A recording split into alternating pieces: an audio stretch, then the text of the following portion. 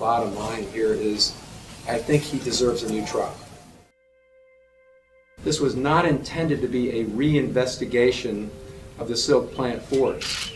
This was intended to be a legal review of the original investigation.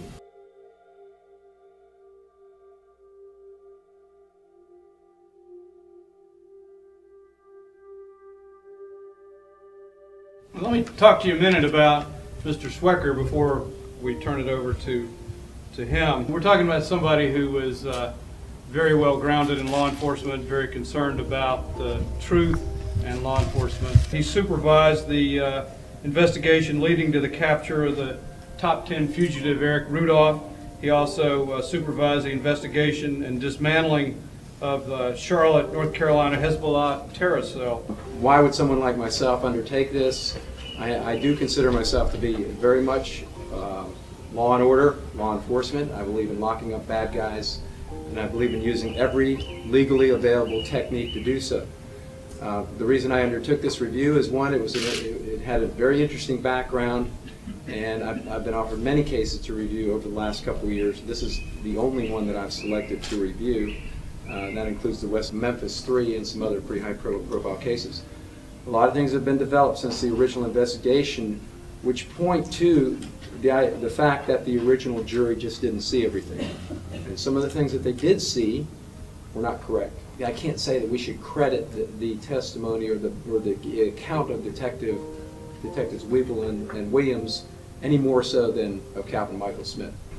I am not criticizing the police department as it stands today. I think many things have changed over the years. But this is about justice, and justice doesn't expire, doesn't have an expiration date.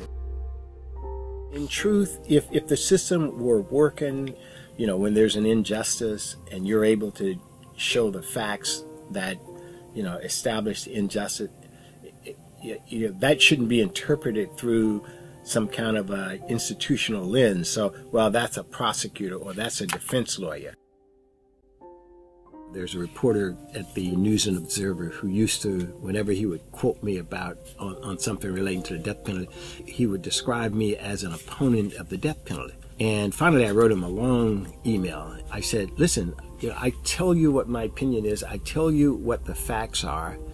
Why don't you just deal with that? Because when you say that I'm an opponent of the death penalty, what you're doing is you're inviting people to discount what I say because I oppose the death penalty. Well, it's the same thing when we're described as supporters of Kalvin Smith or as defense lawyers.